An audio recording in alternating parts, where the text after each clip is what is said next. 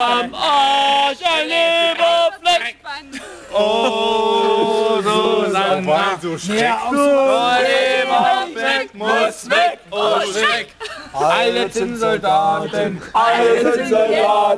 müssen in den Schützengraben. Alle Zinnsoldaten, müssen in den Schützengraben. Oh, Susanna, Du hast am Arsch ein Leberfleck. Oh, Schreck. Oh, Susanna, der Leberfleck muss weg.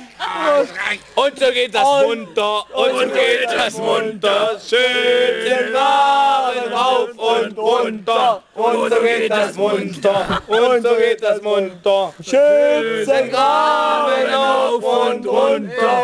Oh, Susanna. Wenn ihr euch schlagen wollt, ja? Dann gebe ich euch einen Tipp. Macht so weiter. ich mach nur Spaß. Ich mach nur Kontenverse. Also. Nee, aber du kannst ein Lied haben. Du kannst ein Lied jetzt singen. Wer ist denn Anita? Nee, Anita. Ich hab sie irgendwo, allein in Mexiko. Anita, Anita, schwarz war ihr Haar, die Augen wie bei Sterne so nah.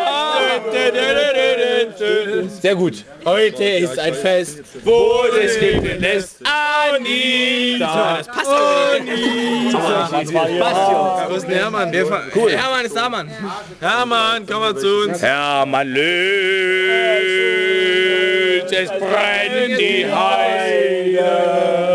Hermann löst, die Heide brennt. So, jetzt wird's ein bisschen schwieriger und singen.